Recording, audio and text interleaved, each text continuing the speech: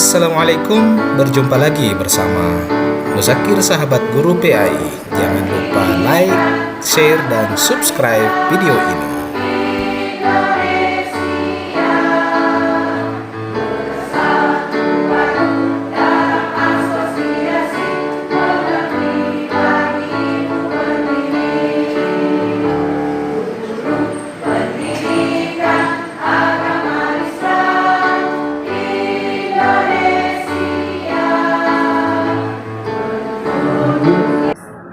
Di kegiatan pagi ini, hari ini kita melakukan kegiatan advokasi program pencegahan dan penanggulangan tuberkulosis. Itu bahasa ilmiahnya di kampung-kampung biasa disebut dengan penyakit 3 huruf, TBC. Cuman paradigma bergeser 10 tahun terakhir. Dulu itu orang takut sekali dengan TBC, sehingga oleh Kemenkes, Kementerian Kesehatan, program TBC ini disingkat jadi program TB. Jadi banyak yang biasanya sebut dengan program TB. Sebenarnya itu TBC juga. Itu untuk menghindari stigma yang berkembang sampai hari ini. Masih banyak stigma yang berkembang bahwa TBC itu adalah penyakit kutukan, penyakit guna-guna, penyakit yang tidak ada obatnya, sehingga kalau ada keluarga yang kena TBC biasanya diasingkan, disembunyikan, diprotek supaya tidak ada aksesnya ke dunia luar. Orang Jeneponto bilang bahkan biasa disangkalan, sama dengan orang gila, orang kusta.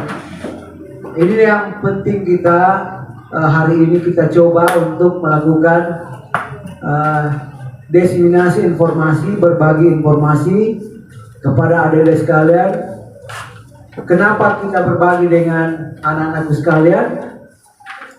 Karena kita berharap bahwa anak-anak seusia kalian itu adalah generasi muda yang sudah mulai beranjak dewasa, yang bisa kemudian menjadi generasi pelanjut sebagai penyambung informasi ke minimal ke keluarga kita.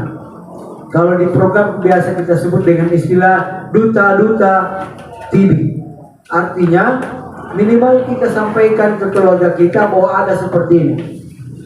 Apa itu TB?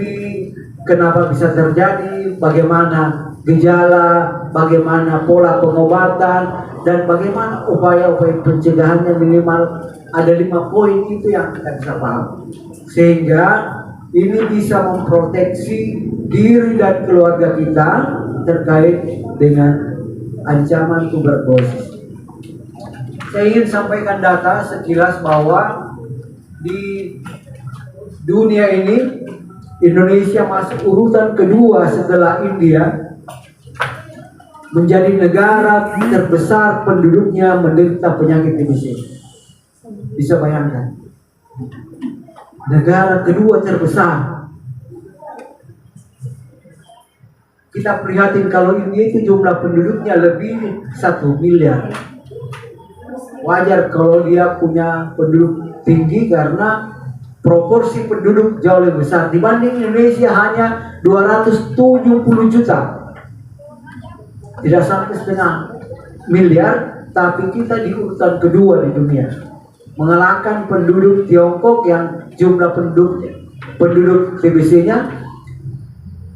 Tiongkok sebenarnya itu jumlah penduduknya lebih 2 miliar. Di skala nasional, Sulsel itu masuk 10 besar provinsi yang banyak masyarakatnya kena TBC. Kita bagian dari Sulsel. Yang ironis, di Sulsel, Jeneponto masuk urutan ketiga. Paling banyak orang TBC-nya, kasarnya di data seperti itu. Bisa bayangkan kalau kita hanya 276.000 penduduk di Jeneponto menurut data KPU, dan kita urutan ketiga. diprediksi sekitar 10 sampai 20 ribu warga kita terpapar, sampai 40 ribu terpapar TBC, dan kita belum temukan semuanya. Satu orang positif TBC bisa menularkan 5 sampai 14 orang kasus TBC. Bisa bayangkan kalau di rumah kita, di keluarga kita ada satu orang TBC, kita tidak tahu, itu bisa menularkan kepada 10 sampai 14 orang keluarga kita. Itu kontak dekat dengan kontak erat. Jadi COVID yang 2-3 tahun terakhir kita takutkan, sebenarnya tidak ada apa-apanya dibanding TBC. COVID itu, meskipun COVID sudah berlalu, kalau murni COVID, kena positif COVID, tidak perlu minum obat, kita hanya butuh istirahat. Kalau ada konsumsi vitamin, minum vitamin, istirahat full di rumah. Insya Allah 2 minggu kemudian periksa lab pasti negatif. Tapi TBC, kalau dia positif TBC tidak berobat 6 bulan, tidak pernah ada orang penyakit TBC positif sembuh normal tanpa minum obat. Belum ada. Yang ada ujungnya adalah anak muda di telepon bilang mati nujada, pasti meninggal.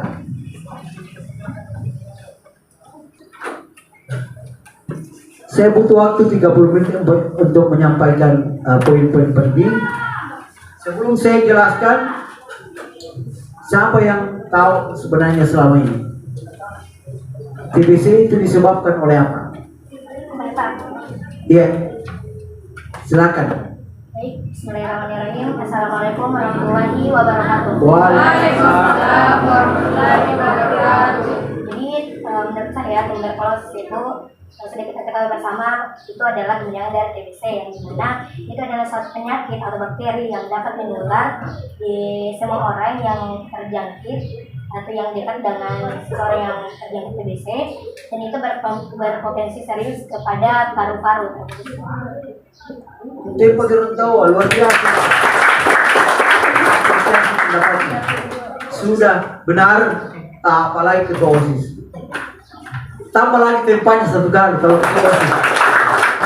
Saya waktu sekolah seperti kalian pernah juga ketua OSIS deh. Jadi aktiflah di organisasi.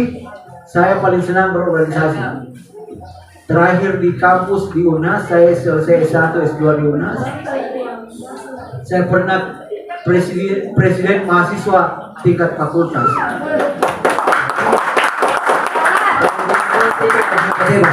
Dan saya bangga jadi orang Jeneponto. Yakin pintar jadi orang Jeneponto. Minimal ada 5 poin yang kita akan sampaikan pagi ini untuk bekal dalam adik-adik mengenal TBC lebih jauh. Ada yang mau tambahkan? Ada yang mau tambahkan lagi? Bertanya Pak, bisa?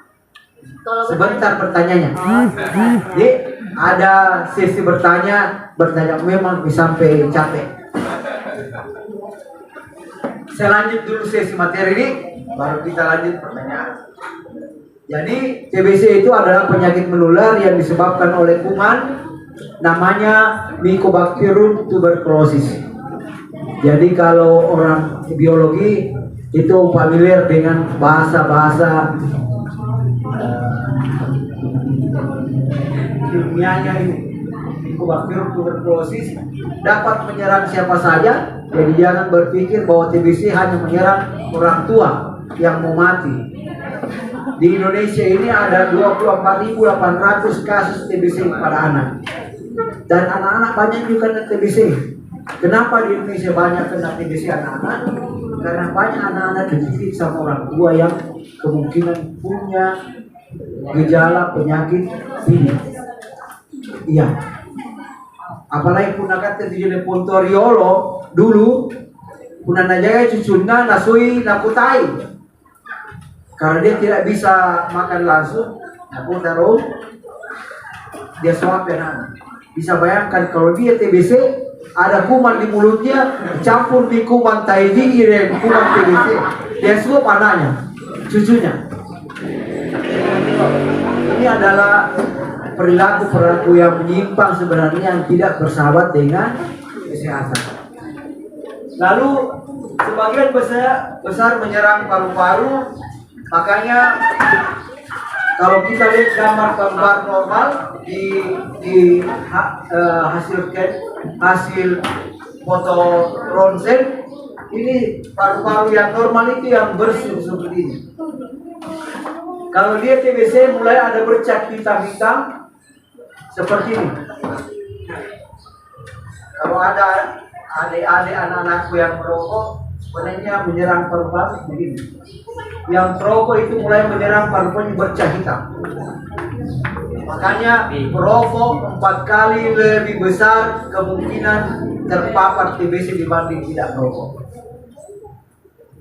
4 kali lebih besar terpapar bukan berarti ketika kita merokok langsung TBC. Peluangnya orang kena TBC jauh lebih besar kalau kita merokok. Lalu ini disebabkan oleh kuman. Apa bedanya kuman dengan virus? Kalau COVID disebabkan oleh virus kan, makanya namanya COVID, corona virus. Ada yang bisa jelaskan apa bedanya virus dengan kuman? Ayo. Karena beda. COVID itu coronavirus, virus corona. Kalau TBC disebabkan oleh kuman.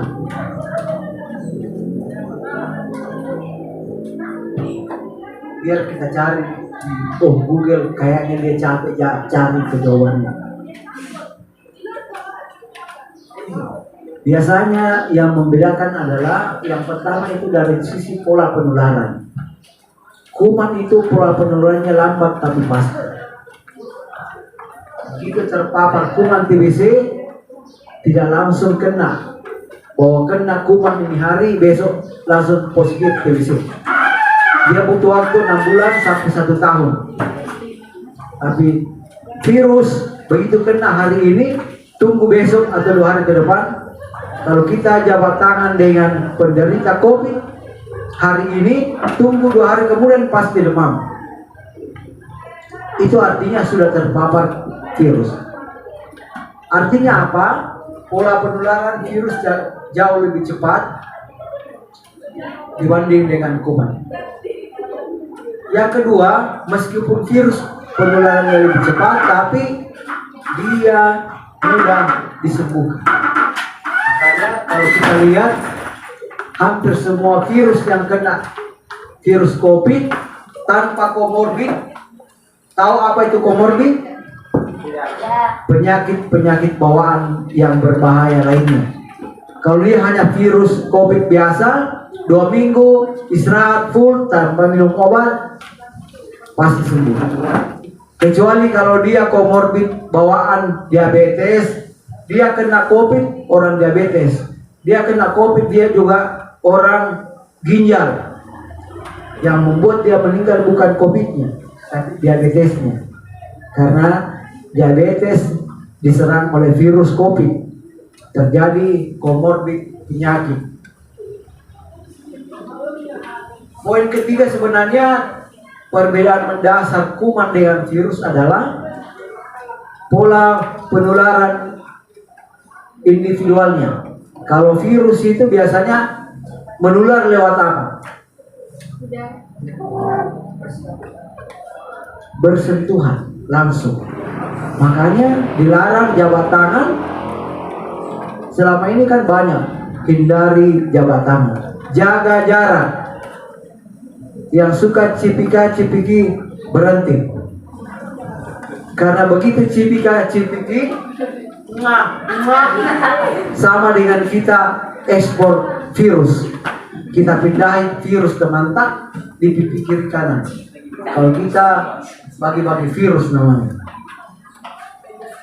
Kuman itu tidak pindah lewat kontak langsung. Dia menyebar lewat jabat tangan, itu kontak langsung, itu virus. Makanya hindari kontak langsung, jaga jarak, itu besarnya corona. Kalau TBC yang disebabkan oleh kuman itu menyebar lewat udara, jauh lebih bahaya. Bisa bayangkan kalau jauh lebih bahaya. Kalau corona nanti jabat tangan baru pindah, nanti dicipiki. Kalau TBC, saya bicara di depan ini, anak-anakku sekalian bisa kena TBC kalau umpamanya saya komorbid atau penyakit TBC. Saya positif TBC. Setiap saya bicara ini adalah mengeluarkan kuman.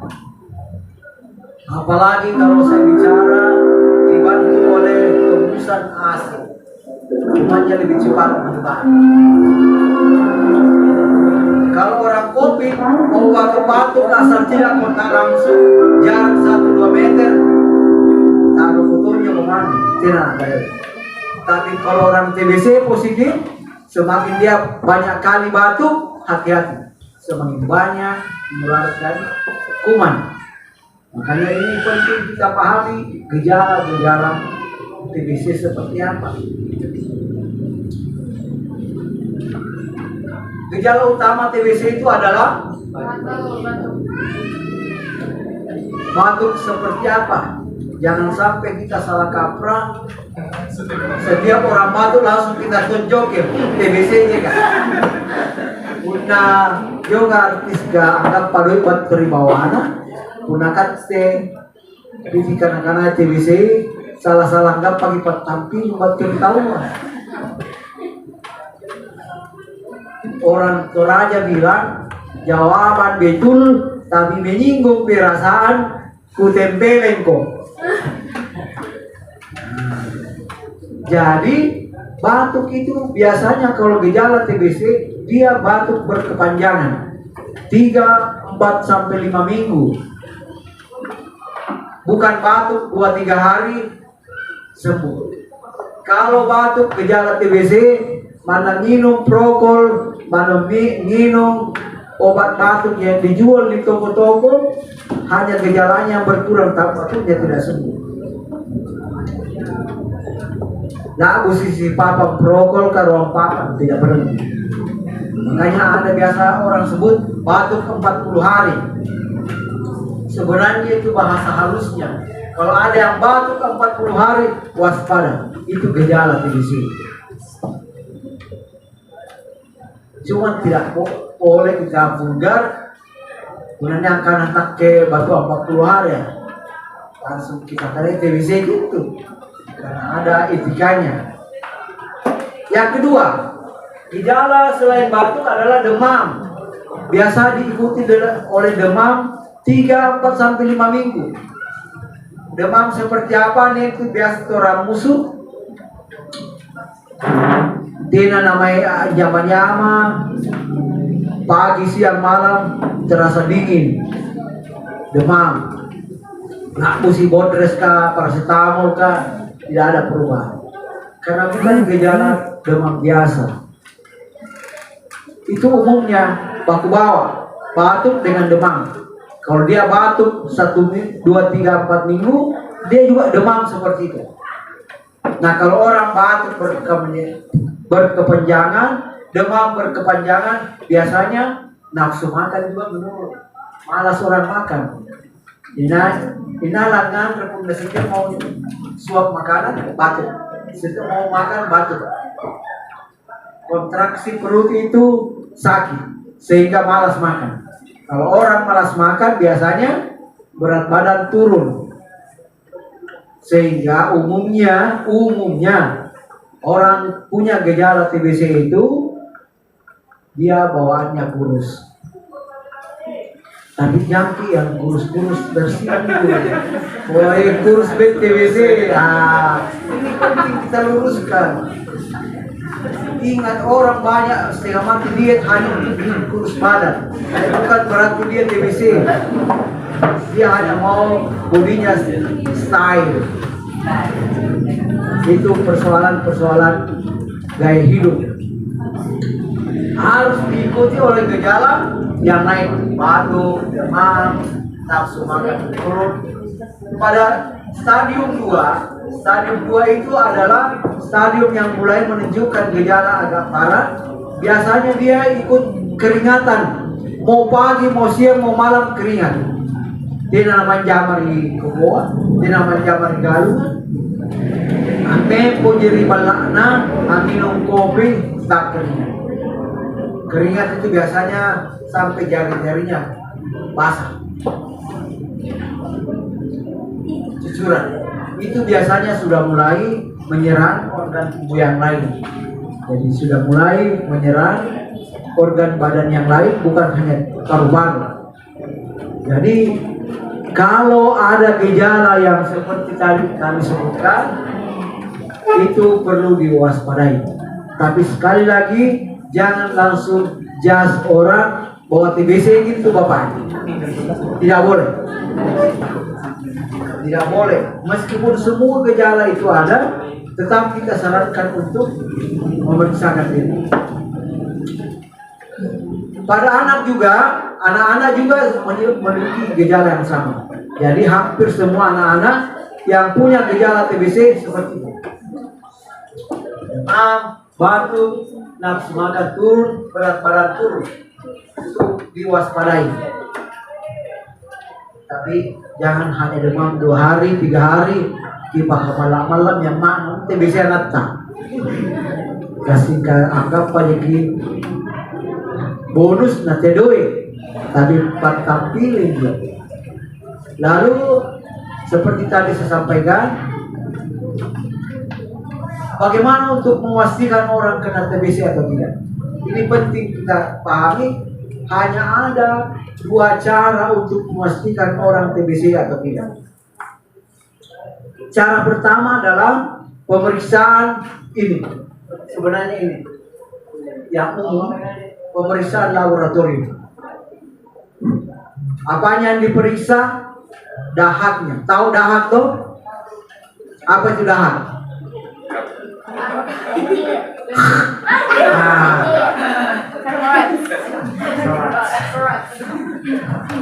Bahasa kerennya keras katanya. Karra itu adalah gumpalan kuman yang terdapat di paru-paru. Jadi jangan ada yang biasanya akan ada akar rakit, mijili itu yang buang. Diperhatikan lagi ternyata nah lu ternyata sama dengan kita makan kuman. Jadi untuk memastikan orang TBC atau tidak, langkah pertama pemeriksaan lab dengan memeriksa sampel dahak. Bagaimana untuk memeriksa sampel dahak? Nanti akan disiapkan satu tempat namanya pot. Pot itu semacam tampak pisau. Saya lupa bawa, kecil-kecil, tempat fix. Nanti ada tutupnya, ditutup rapat. Dahaknya diambil yang punya gejala itu, bapaknya yang kena punya gejala. Pagi-pagi bapak bangun, sholat subuh, kumur-kumur, sikat gigi dulu. Sudah sikat gigi, tunggu setengah jam. Biasanya pagi-pagi itu orang buat dahak. Dahak yang kental yang ditaruh di tempat pot itu, nanti ditutup kembali. Bisa menghubungi tim kami untuk diperiksakan dahaknya secara gratis di laboratorium.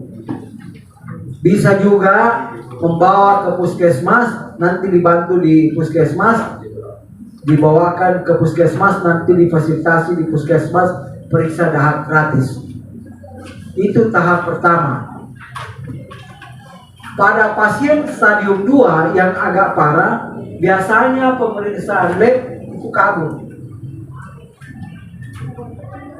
Banyak orang yang sudah parah karena paru-parunya sudah agak parah.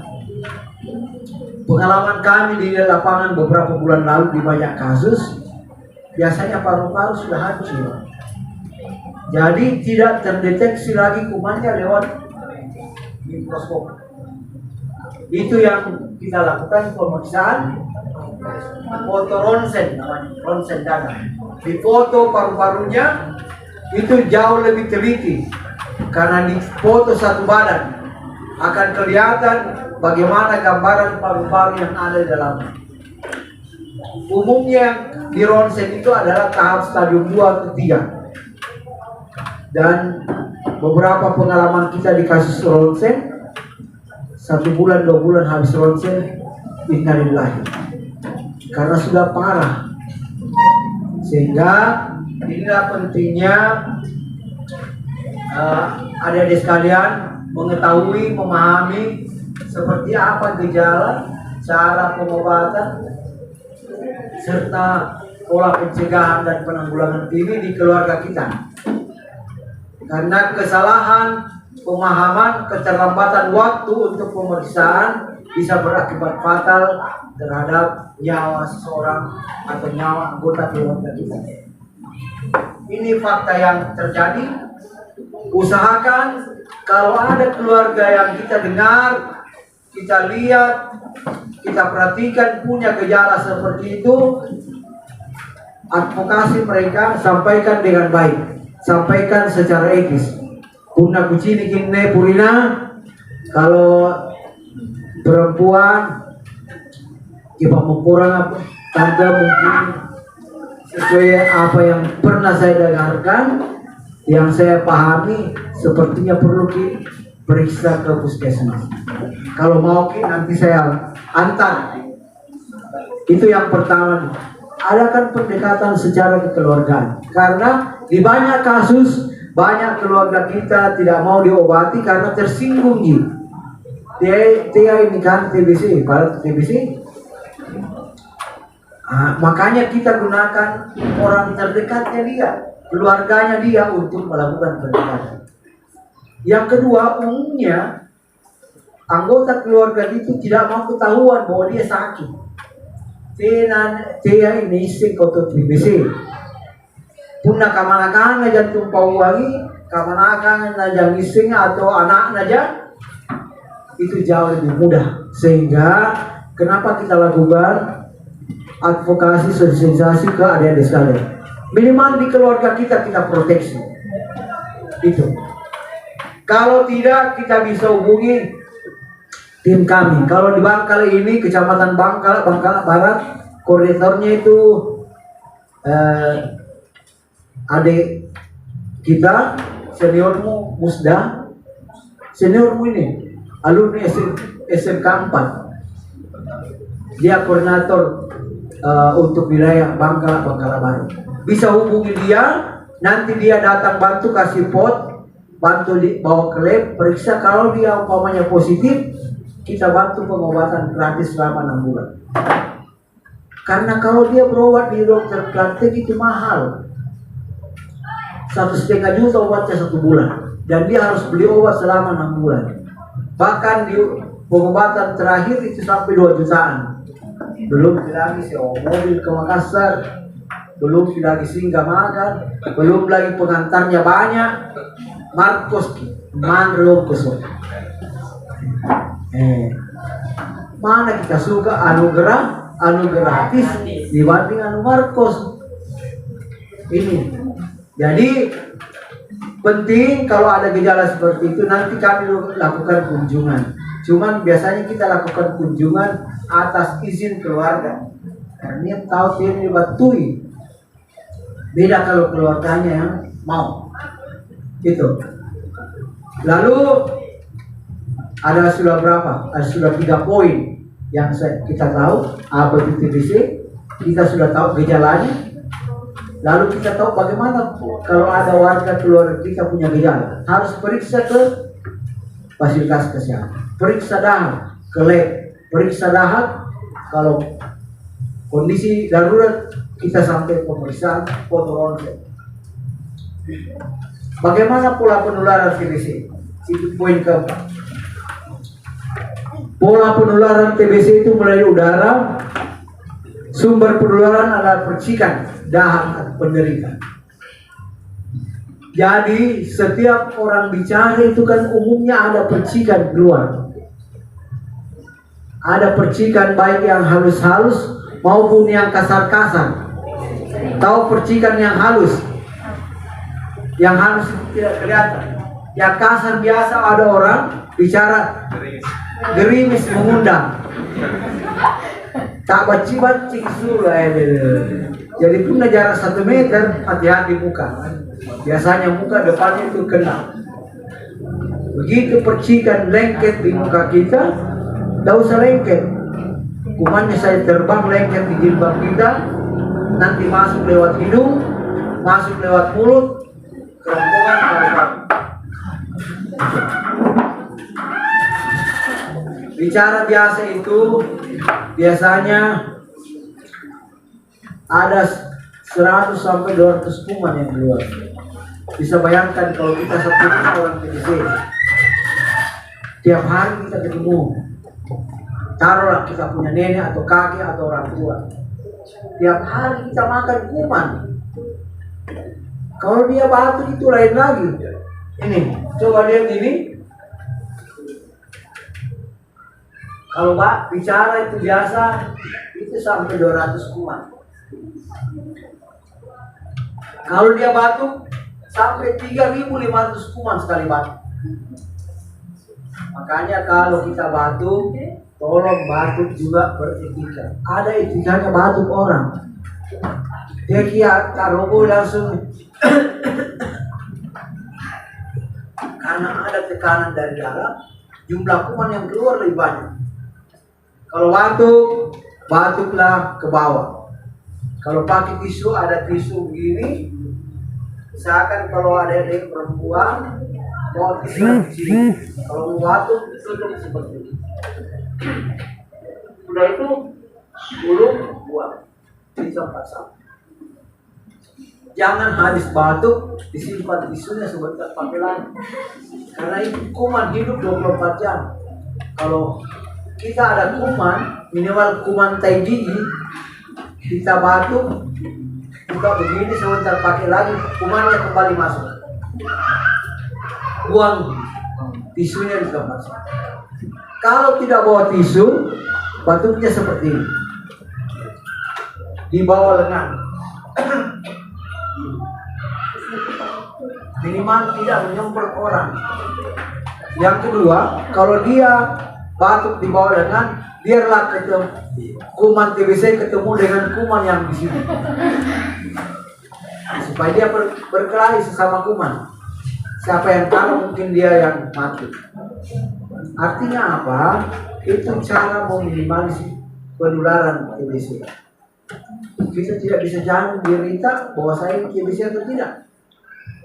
Jangan sampai kita punya gejala sudah lama, tidak pernah periksa ke lab, kita sudah terpapar di rumah, ada keluarga yang tiap hari bergaul, ternyata dia orang TBC. Atau ada tamu pernah ke rumah orang TBC, tinggal 1 jam 2 jam bicara, berhadapan dengan kita, kumannya masuk dalam rumah. Yang ketiga, bersih. Ini pola penularan. Bersih itu jauh lebih bahaya. Bersih itu 4.500 sampai 1 juta kuman bisa keluar. Kenapa bersih jauh lebih berbahaya dan jauh lebih banyak kuman yang keluar? Siapa yang bisa jawab? Jangan pakai bermain HP itu. Saya harus dengan saya sampai saya jawab pulang. Dan itu biar kita panggil dagang lagi, belum bisa mau. Jadi gunakan kesempatan kalau ada kesempatan untuk bertanya, menjawab. Urusan salah itu benar urusan lain. Tapi kalian ini tempatnya belajar, jadilah pembelajar yang baik. Pembelajar itu rasa ingin tahunya tinggi, sehingga selalu dia mau rasa tahu sesuatu lebih tinggi. Di era digital sekarang ini yang banyak merusak ini anak pelajar. Ini yang banyak merusak etika pelajar. Lewat depan orang tua, depan orang yang lebih tua, bukan tabe tapi main HP.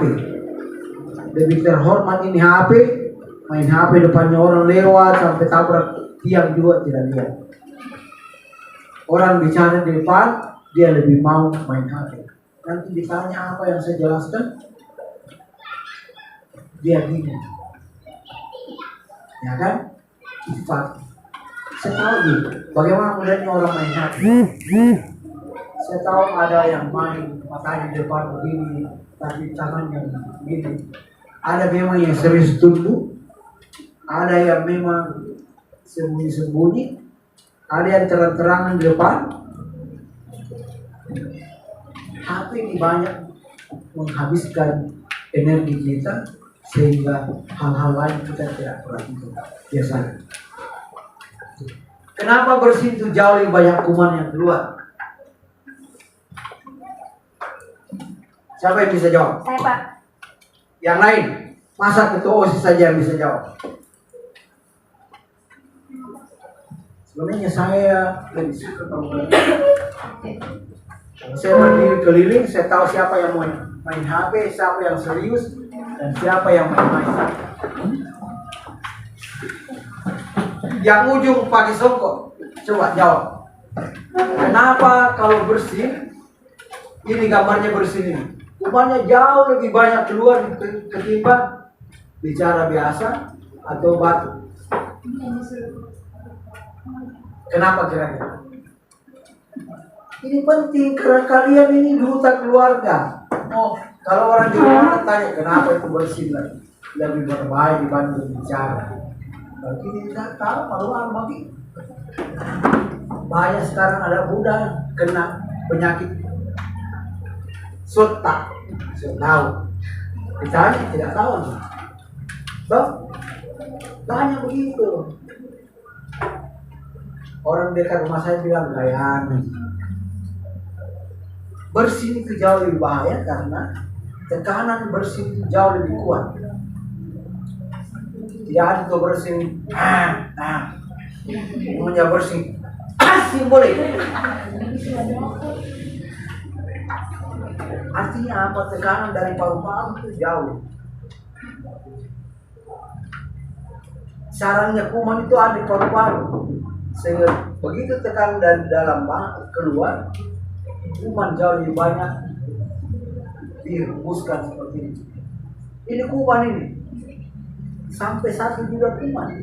Bisa bayangkan kalau umpamanya ada tamuta di rumah. Tamuta itu duduk di ruang tamu yang tidak terlalu lebar, sempit lah. Biasanya ruang tamu di rumah itu 3 kali 7 meter. Kalau meter sakarana, tidak guna balakan 7 atau 8 meter. Dia bersih 1 juta kuman yang keluar. 1 juta kuman itu terbang kemana-mana dalam rumah dan itu bisa tinggal 24 jam. Di rumah yang pengap, jendela tidak pernah dibuka, pintu jarang dibuka, tidak ada sirkulasi udara, itu dia tinggal 1 bulan kumannya itu. Masuk di kamar, hinggap di pakaian, apalagi kalau pakaian tak sekolah berapa kali kita pakai baju tak? 2 kali kemarin. Sebenarnya itu hanya 1 kali. Bisa bayangkan kalau 1 hari kita pakai, kita keluar ada kuman yang melengket, ada yang batuk, orang TBC itu lengket di baju tak. Kita gantung baju tak di rumah tak, besok kita pakai lagi. Kuman yang lengket itu dia pindai semua yang ada di ruangan kamar tak. Dia terbang. Apalagi kalau gelap kamar tak, itu pengap. Atau yang canggih-canggih yang pakai AC, dingin kan pengap. Dia hidup sampai sebulan. Dia berkembang biak di situ cepat. Jadi idealnya itu 1 kali pakai sore rendam. Tidak perlu disikat dan tidak di kakinya banyak kan. Cukup direndam, hujan, jemur kembali, angin-angin. Besok pagi sering pakai lagi. Apalagi kalau laki-laki 2-3 hari baru dia ganti. Astaga. kumannya luar biasa. Itu bahayanya kuman. Bisa bayangkan kalau di rumah kita ada orang TBC, tiap hari kita berinteraksi, peluang kita kena TBC jauh lebih besar. Makanya di kasus TBC yang paling banyak, biasanya semua bapaknya kalau bapaknya kena TBC pindah ke mamanya, istrinya maksudnya. Karena dia satu kamar, tinggal satu kamar. Tiap hari, tiap malam satu tempat tidur. Terjadi ekspor impor kuman TBC. Hanya bahaya. Ini penting kita tahu. Berapa yang saya tahu sekali? 4 kan? Apa itu TBC? Gejalanya seperti apa? Lalu bagaimana untuk memastikan orang kena TBC? Yang keempat adalah toleransi. Kalau kita tahu nih gejalanya seperti apa itu TBC, bagaimana kalau ada gejala diperiksa kemana, lalu bagaimana cara menularnya, kita sudah tahu bahaya terjadi TBC. Tinggal satu, bagaimana pola pencegahan? Karena kalau kita tidak cegah ini barang, kita bisa kena. Saya ada kasus di Rumbia, bapaknya yang kena TBC pertama, 3 bulan kemudian mamanya TBC, meninggal suaminya, meninggal bapaknya, 3 bulan kemudian TBC mamanya, 2 minggu kemudian meninggal. Diperiksa ternyata anaknya juga TBC. Bisa bayangkan, bapak meninggal TBC, mama meninggal TBC, dan pasti kemungkinan anaknya semua TBC. Ingat, kuman itu pola penularan 6 bulan sampai 1 tahun, 2 tahun. Jadi tidak mungkin kayak COVID. COVID itu karena virus biasanya kena satu rumah, COVID semua dalam waktu yang dekat, sama dengan batuk. TBC itu bisa selang waktu 1 tahun. Sembuh bapaknya kalau berobat, ini istrinya lagi. Sudah itu neneknya yang kena. Sudah itu tetangganya, karena ini waktu hidup mamanya siapa bagosip tetangga juga. Makanya di pola pencegahan TBC yang pertama adalah harus memproteksi keluarga dekat, keluarga kontak dekat dengan kontak. Siapa itu kontak dekat? Kontak dekat itu adalah orang serumah. Kontak erat. Siwalata, guna siwalat di bapakta, mata, kakek, nenek, saudara. Itu harus diproteksi. Yang kedua, kontak dekat itu tetangga. Kanten tukang biasa ya Pak, apalagi Bapak ini paling suka kumpul-kumpul tetangga. Ada libur, kita lihat balana bosi. Tetangga biasanya samping kiri kanan. Kalau biasa juga kan terjadi foto belakang rumah juga ada. Kalau didorong salah-salah ada depan rumah lagi. Jadi muka belakang kiri kanan rumah. Kalau sudah seperti itu, semua tetangga punya kemungkinan kena.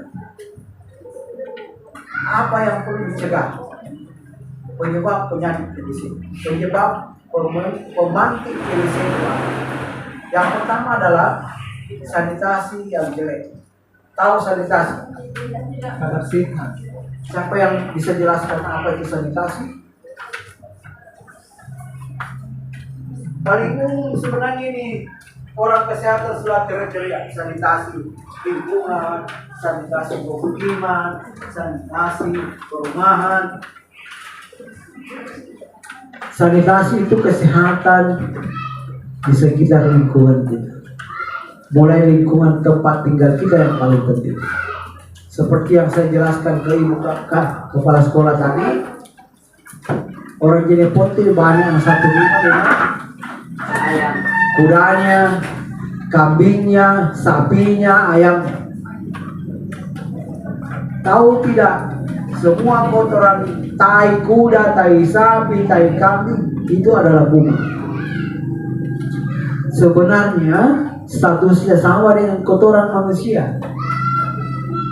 Yang bedakan kenapa kotoran kita cenderung warna kuning, tai sapi, tai kuda warna hijau, karena makanan kita beda. Coba manusia makan rumput, pasti hijau juga kan? Atau sapi kita makan nasi, pasti tainya kuning. Artinya apa? Kotoran hewan itu adalah kuman.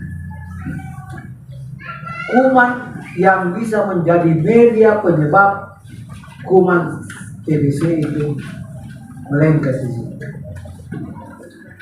Tiap hari sapi, kuda berak, kencing di kolong rumah, kumannya terbang naik ke rumah. Kita makan, minum dengan kuman, karena terbang dia hinggap di makanan. Andaikan makanan kita periksa di lab, bukan nasi yang kita lihat, itu adalah kumpulan kuman. Selesai, para siswa silakan istirahat. Yang kedua, bau-bau itu adalah bau kuman, mengganggu pernapasan kita di kamar. Sehingga ini memecah hampir semua kasus TBC di Jeneponto. Ketika kami lakukan kunjungan ke rumahnya, ternyata sanitasinya jelek. Kolong rumahnya itu ditutup rapat-rapat. Di dalam saya intip, ternyata tai kudanya sudah 50 cm di bawah kolong. Dia pelihara tai kuda, tai sapi karena cocok untuk pupuk kandang ke tanah. Dia tidak sadar bahwa itu penyebab penyakit. Idealnya hewan-hewan itu minimal 10 sampai 15 meter dari rumah, buatkan kandang. Yang kedua adalah biasanya orang Jeneponto juga pembuangan comberannya, pak bisa-bisanya di dapurnya disimpan di bawah kolong rumah, paceran. Harusnya ada saluran pembuangan air limbah keluar ke got. Ini tidak. Dia tutupi lagi baru pelihara itik di dalam. Pelihara ayam di dalam kolong rumah. Ini kebiasaan perilaku hidup yang tidak sehat. Makanya kunci utamanya adalah PHBS. Apa itu PHBS? Perilaku hidup bersih dan sehat. Berlaku hidup bersih dan sehat. Harusnya ada adik-adik, anak-anak sekalian jadi duta-duta PHBS di keluarga kita. Kalau mau anggota keluarga kita sehat, jadikanlah keluarga kita keluarga yang mengerti, memahami tentang perilaku hidup bersih dan sehat. Tidak satu rumah dengan ternak kita. Rumah kita tiap hari disinari oleh matahari, ada sirkulasi udara. Tidak boleh lagi ada rumah yang tiap hari tertutup jendelanya, pintunya. Usahakan jam 6 pintu dibuka, jendela dibuka supaya ada sirkulasi udara tiap hari. Jam 9, jam 10 pagi tutup. Karena kalau kuman TBC masuk di rumah kita, ada tamunya yang TBC dan menularkan kuman, begitu kena sinar matahari, dia akan mati. Dia akan keluar dengan perputaran sirkulasi udara yang ada. Tapi kalau kita tutup rapat jendela, kita kasih jalan AC 24 jam, sama dengan kita pelihara kuman. Kuman itu akan masuk di pori-pori AC, dikeluarkan oleh angin kembali, oleh udara, itu lebih banyak berkembang biak karena dia dingin, dia pengap. Kuman TBC dapat hidup 1 bulan di AC. Akhirnya tiap hari kita isap kuman TBC. Jadi jangan sembarangan memasukkan orang di kamar kita, apalagi orang yang kita tidak kenal dan punya gejala penyakit tertentu. Karena batuknya itu, bersihnya itu adalah penyakit untuk kita. Saya kira itu materi yang saya bisa sampaikan. Kalau ada yang bertanya silakan. Ini sesi tanya jawab. Kalau tidak ada yang bertanya, nanti saya yang tanya. Silakan. Perkenalkan Bagus, namanya siapa, tinggal di desa mana. Saya ini tahu Bangkala, saya 8 tahun tugas di Bangkala, jadi saya hafal. Minimal saya tahu tahun desa jadi terasa. Anak naik pusing. Bismillahirrahmanirrahim. Assalamualaikum warahmatullahi wabarakatuh. Waalaikumsalam warahmatullahi wabarakatuh. Baik, perkenalkan nama saya Reski Sorendra asal Bontomenai kelas 10 TGI 3. Baik Pak, saya ingin bertanya, apabila suatu suami istri yang suaminya memiliki penyakit tuberkulosis, apakah jika berhubungan intim itu bisa menularkan penyakit tuberkulosis? Apa yang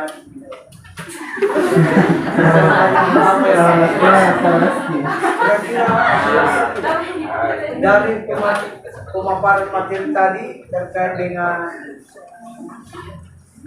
pola penularan, kira-kira bagaimana?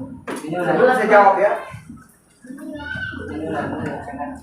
Menular Pak, karena dapat menderita HIV. Ini bicara saja, kalau orang berhubungan badan, mohon maaf, kalian sudah dewasa, tidak mungkin tidak bicara apa, apalagi kalau pengantin baru. Yang saya takutkan terjadi ekspor impor cairan. Cipika-cipiki saja itu bahaya. Apalagi kalau ekspor impor cairan lewat mulut, umpamanya. Pasti kumannya bapakmu kalau di TBC masuk di mulutnya mama.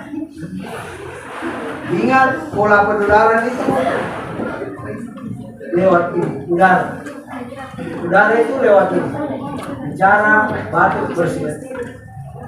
Kita bicara di jarak dekat saja, pasti kumannya masuk di hidungnya yang berpasangan, sehingga itu otomatis tahu. Sehingga di banyak kasus biasanya yang terserang penyakit orang kena TBC tergantung daya tahan tubuh. Kalau daya tahan tubuh istrinya lebih rendah, biasanya duluan kena TBC. Makanya biasanya begitu sembuh, kalau berobat istrinya, suaminya lebih. Karena sebenarnya dia dua-duanya TBC. Ada namanya TBC carrier, dia pengidap TBC tapi belum positif. Ada positif TBC. Jadi sedapat mungkin kalau ada salah satunya TBC, sebenarnya harus pisah tempat tidur dulu. Disarankan. Kalaupun hal-hal teknis lainnya dia mau sekali yami, nanti Bapak atur lah. Tapi ada etika sehingga jangan terjadi kontak ini, bicara bersih batuk di depan ini pasangan. Jadi maksud saya kalian mengerti lah. Jangan kan bicara saja pasti kumaha. Ada yang lain? Saya Pak. Yang laki-laki dulu. Kita kasih semua kesempatannya. Bismillahirrahmanirrahim. Assalamualaikum warahmatullahi wabarakatuh. Waalaikumsalam warahmatullahi wabarakatuh. Perkenalkan, nama saya Aiza Rakiana, asal Kaliporo, kelas 10 TGI 1. Baik, saya ingin bertanya mengenai sirkulasi udara. Kan Bapak bilang tadi itu setiap pagi, misalnya jam 6, pintu dan jendela itu dibuka, kemudian ditutup di jam 9 atau jam 10. Nah, bagaimana jika rumah tersebut dibuka hingga sore misalnya Pak? Apa hal tersebut bisa jadi lebih efisien atau bagaimana? Sekian, terima kasih. Betul dulu. Sebenarnya semakin lama itu semakin bagus, pintunya dibuka, jendela dibuka. Yang kita takutkan jam 10 ke atas banyak pencuri datang lewat. Kesempatan ini rumah terbuka, pintu terbuka, tidak ada orang jalan-jalan. Orang naik, pencuri itu malah petani. Tapi disarankan minimal adalah ada sirkulasi udara di pagi hari. Kenapa pagi hari? Cahaya matahari pagi itu mengandung vitamin D yang bisa mematikan kuman. Itu poin pentingnya. Cahaya matahari di siang hari sudah tidak mengandung vitamin D. Cuma sirkulasi itu membuat dia membantu untuk membersihkan kuman yang ada. Di rumah-rumah warga di desa-desa saya lihat banyak orang dindingnya itu tutup rapat. Dinding kiri kanan bahkan ada yang punya jendela hanya satu. Itu pun jarang. Dinding depan kalau rumah panggung ada jendela yang pakai jendela nako yang tidak pernah dibuka. Jadi kalau ada orang batuk di dalam, batuk TBC, itu tinggal di dalam. Jadi orang luar yang datang bawakan kita yang bisa membahayakan. Saya kira itu. Ada lagi? Saya Pak. Ya, ketua OSIS dulu, baru yang di belakang. Baik, bismillahirrahmanirrahim. Langsung saja. Terima kasih atas kesempatan yang telah diberikan. Jadi, saya ingin bertanya Pak. Perkenalan dulu ya. Saya ulang. Perkenalkan, nama saya Nur Anggra ini. Alamat saya itu di Bulbul Pelantikan, kelas 11 APK 2. Jadi, saya ingin bertanya Pak, ketika kita melihat seseorang yang terkena atau terjangkit TBC dan kita ingin memberitahukannya bahwasanya kamu ini tertular penyakit itu, bagaimana cara memberitahukannya dengan baik supaya orang itu tidak merasa terintimidasi atau tersinggung? Terima kasih Pak. Ya, tadi saya sudah sampaikan, ketika ada gejala yang kita lihat seperti yang saya jelaskan tadi, batuk berkepanjangan, demam, berat badan menurun, maka kalau dia keluarga dekat, kalau dia perempuan usahakan dekati dengan pendekatan keluarga. Ini tutuatan, tiup baju-baju ki, amata. Menurut informasi yang saya dapat, sepertinya gejala ini penting untuk diperiksakan ke puskesmas. Nanti kalau dia mau ke puskesmas, dampingi ke puskesmas supaya mendapat perhatian khusus dan bantu sampaikan gejala ke petugas puskesmas. Itu yang pertama. Yang kedua, kalau dia tidak mau diajak ke puskesmas, tapi punya gejala yang seperti yang tadi, bisa hubungi tim kami. Nanti kami datang kunjungi, kita lakukan pemeriksaan. Caranya nanti dikasih informasi, advokasi supaya dia mau diperiksa dahak. Sampaikan nanti, bantu sampaikan manfaat pemeriksaan dahak itu adalah memastikan apakah ada gejala penyakit atau tidak. Tapi jangan langsung kita sebut TBC, JK, makanya dia harus diperiksa. Ya, karena biasanya ketua iya sensitif dengan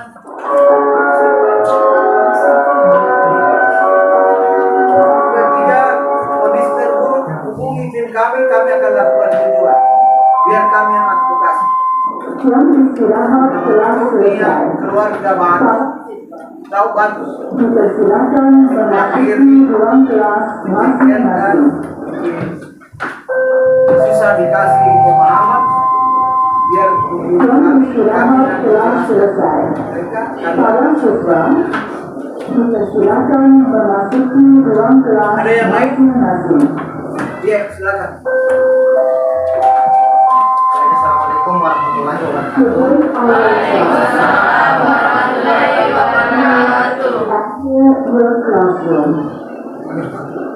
Terima kasih atas kesempatan yang diberikan. Perkenalkan, nama saya Nur Sadandi, alumni SMK Negeri 4 tahun 2016. Alamat saya di Desa Bontumanai. Yang ingin saya tanyakan Pak tentang penularan tuberkulosis. Tadi jelaskan ada 3 poin Yang paling utama yaitu penularan lewat udara, kontak langsung maupun bersin. Terus yang pernah saya temui itu Pak di lingkungan saya, ada yang pernah menderita penyakit tuberkulosis. Itu untuk makannya Pak dipisah gelasnya dan piringnya.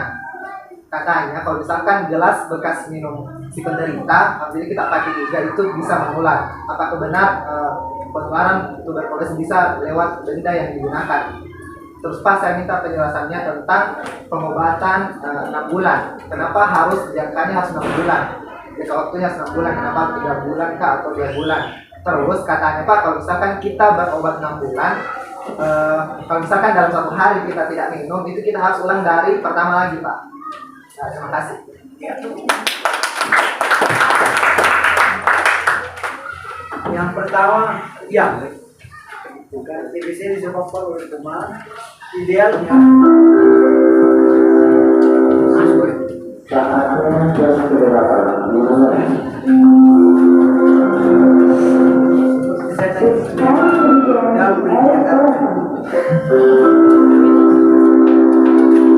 idealnya memang kalau positif TBC itu bisa, karena kuman itu menyebar lewat udara, lewat tempat-tempat makanannya, pakaian itu.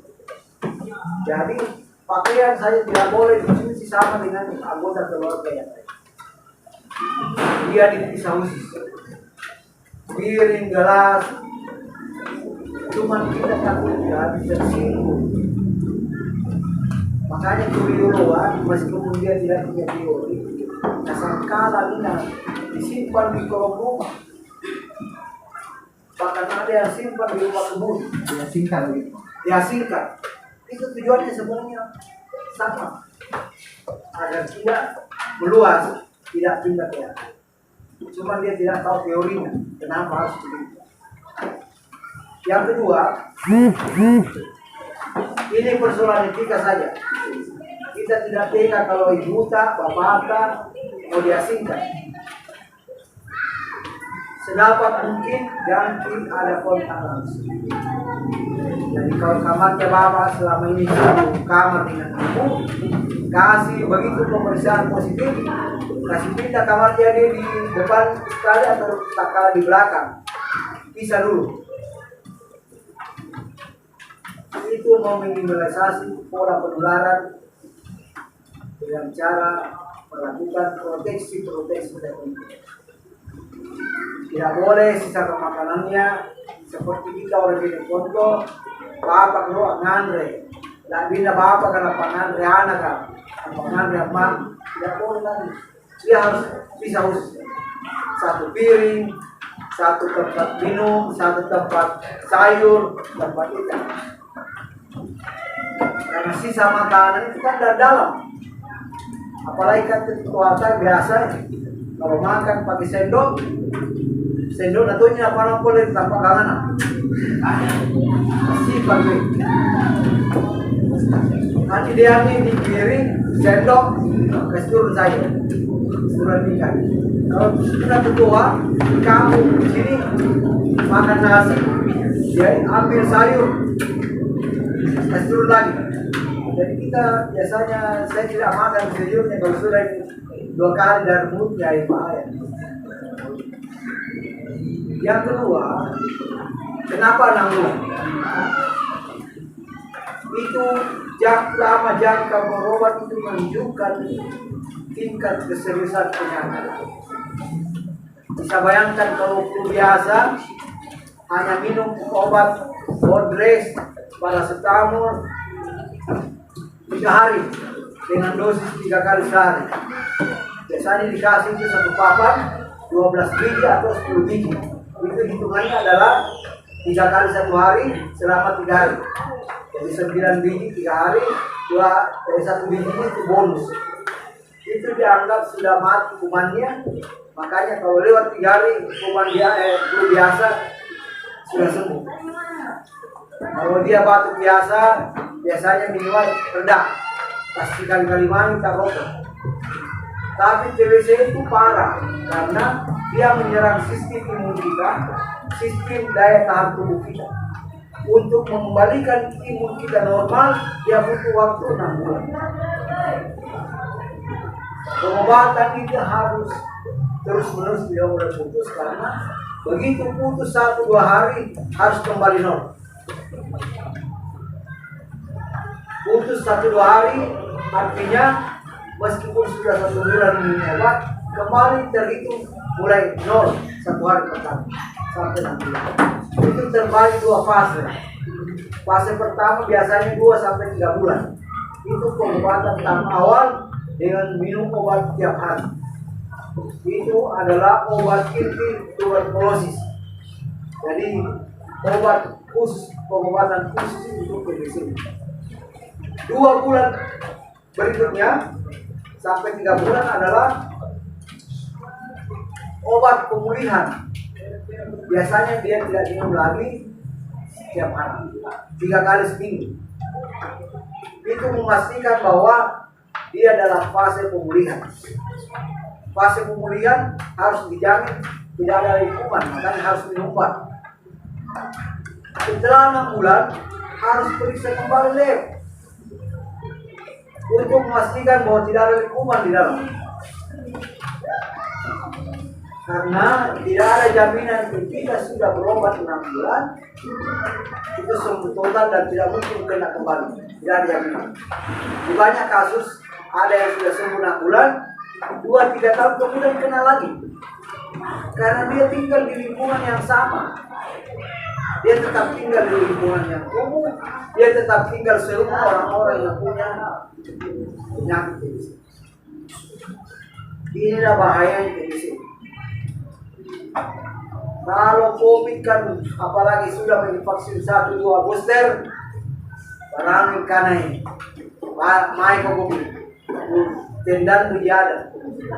Kita TBC dia tendangan, mana jauh tempat di mana salah. Inilah pentingnya kita memberikan pemahaman kepada semua anggota keluarga. Bahaya, belum ada orang TBC positif sembuh normal tidak berubah, belum ada. Yang terjadi adalah meninggal. Yang kedua, TBC tidak mengenal umur. Di tetangga saya di kampung saya, tetangga jauh ya, 500 meter, pengantin baru 1 tahun, anaknya baru umur 20. Umur 23 tahun, laki-laki suaminya. TBC itu menandakan bahwa jangan dengar kita. Anak muda ada yang meninggal TBC. Anak-anak ada yang meninggal TBC. Kalau tadi kita lihat gejala TBC pada anak jelas.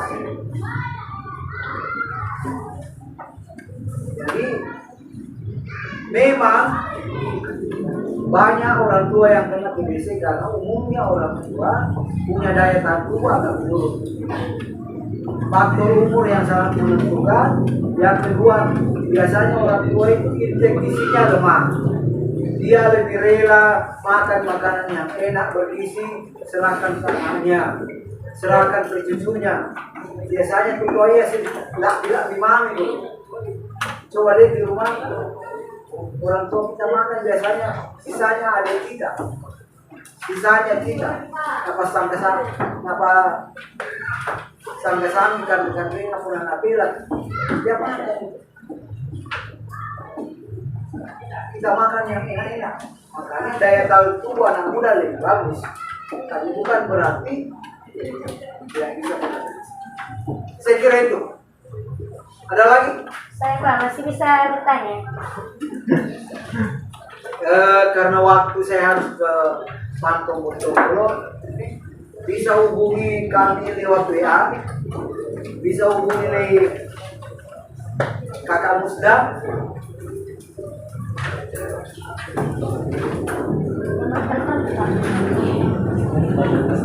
Bisa hubungi Kakak Bian di samping ujung saya. Ini nomor WA saya. Kalau mau hubungi WA silakan, mau tanya silakan. Ini berlaku sampai jam 10 malam. Bisa bertanya sampai jam 10 malam. Di atas jam 10 malam jadwalnya untuk ngorok. Ini telepon dan WA. Ada nomornya juga kakak Musda, silakan di share semua. Karena dia juga orang Bangka, jauh lebih muda, jauh lebih dekat, apalagi senior nih, alumni SMK 4. Jadi saya akhiri, terima kasih atas atensi dan kerjasamanya. Bila bisa dilihat pasal baru Waalaikumsalam warahmatullahi wabarakatuh.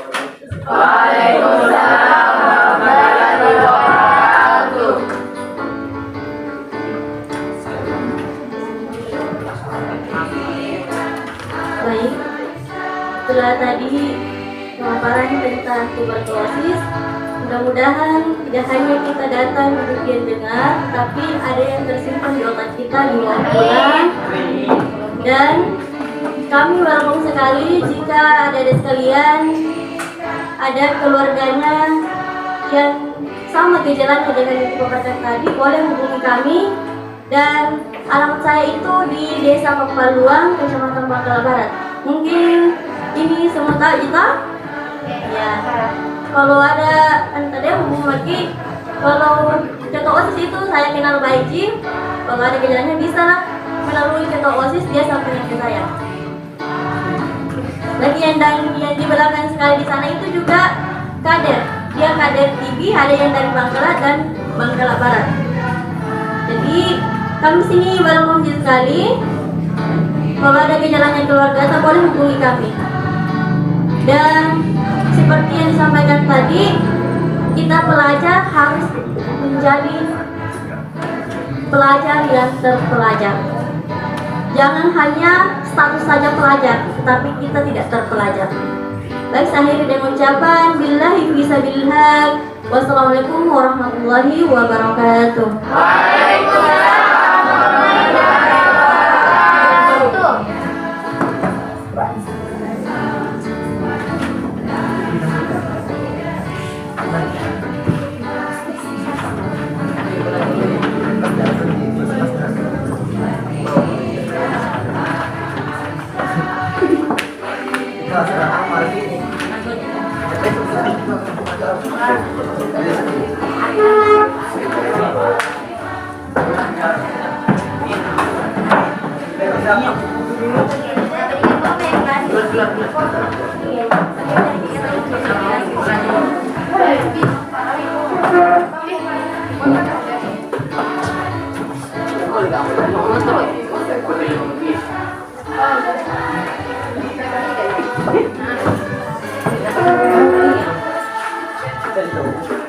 Ada video.